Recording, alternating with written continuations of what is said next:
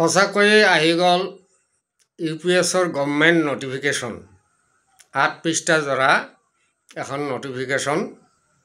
তাত আণ্ডাৰটেকিং দিয়া আছে যিসকলে NPS ল'ব খোজে তেওঁলোকে NPSৰ এইখন ফিল আপ কৰিব লাগিব আৰু যিসকলে UPSত যাব তেওঁলোকে UPSৰ ফৰ্মখন ফিল আপ কৰিব লাগিব।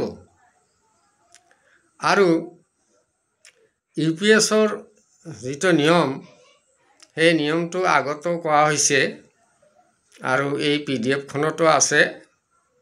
কমেও 10 বছৰ কাল সেই কৰ্মচাৰীজন নাইবা শিক্ষকজনে কাম কৰিব লাগিব, নাইবা 10 বছৰৰ ওপৰত কাম কৰিব লাগিব। তেতিয়া ফিক্স এটা 10,000 টকা এটা পাব আৰু লগতে দিয়ে পাব। আৰু যিসকলে 25 বছৰ সম্পূৰ্ণ কৰে নাইবা তাতকৈ বেছি দিন কৰে তেওঁলোকে দৰমহাৰ আধা টকা পেঞ্চন পাব আৰু দিও পাব। কিন্তু ইয়াতে এটা কথা হৈছে যে 2013 চনৰ যিসকল প্ৰভিন্সিয়েল শিক্ষক আছিল তেওঁলোকৰ বহুতৰে 10 বছৰ হোৱা নাই। তেওঁলোকৰ 5 বছৰ 6 বছৰ 7 বছৰ এনেকুৱা হৈছে। কাৰোবাৰ হয়তো কচ্ছাত 9 বছৰ হৈছে। গতিকে তেওঁলোকে UPSও নাপায়। এই শিক্ষকখিনিৰ কি হ'ব? চিৰদিন তেওঁলোকে NPSতে থাকিব লাগিব। 1000 বা 1200 বা 1400 বা 1800 সেইখিনি টকাই পাই থাকিব আৰু সেইখিনি টকাৰে এখন সংসাৰ যে চলিব নোৱাৰে আৰু বৃদ্ধ বয়সত যিখন ঔষধ পাতি লাগে এইখিনি কিনিব নোৱাৰে এইটো সকলোৱে জানে।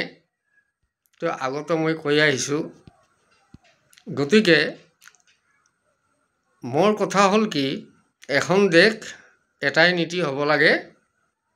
আগৰ পৰাই OPS চলি আছে, গতিকে OPS হ'ব লাগে, পুৰণি পেঞ্চনে হ'ব লাগে। আৰু এইটো লৈ আমাৰ ৰাষ্ট্ৰীয় অধ্যক্ষ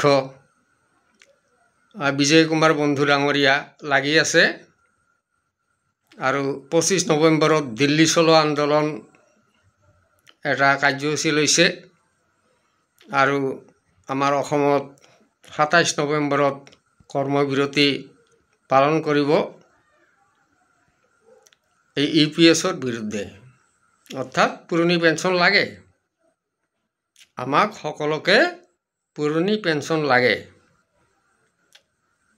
2005 চনৰ আগত হওক বা পিছত হওক মুঠতে পুৰণি পেঞ্চন লাগিবই। এইটো আমাৰ দাবী, আগৰ পৰাই এইটো আমি দাবী কৰি আহিছোঁ আৰু এতিয়াও দাবী চলি আছে আৰু চলি থাকিব। আমাৰ সন্থাৰ তৰফৰ পৰা কৈ আছে যে আমাক সেই পুৰণি পেঞ্চন সেইটোৱে বাহাল থাকিব লাগিব। এতিয়া কথা হ'ল কি, আমাৰ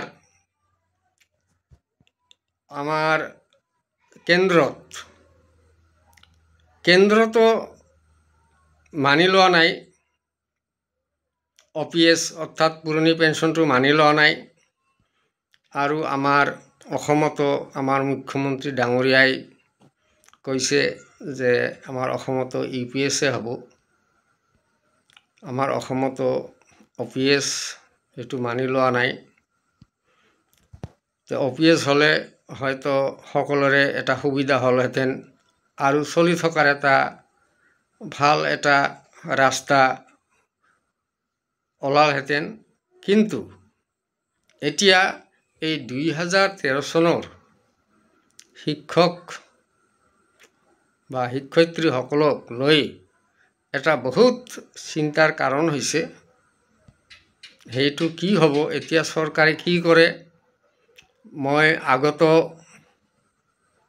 চৰকাৰক অনুৰোধ বিনৰোধ বা কাকতি মিনতি কৰিছোঁ যে আমাক OPS অৰ্থাৎ পুৰণি পেঞ্চন দিব লাগে। আৰু আজিও সেইটোৱে মই কৰিলোঁ কাতৰ মিনতি যে চৰকাৰে আমাক সকলোকে সকলো পৰ্যায়ৰ কৰ্মচাৰী বা শিক্ষকক পুৰণি পেঞ্চনে দিব লাগে। ধন্যবাদ। আজিলৈ মই ইয়াতে সামৰিছোঁ।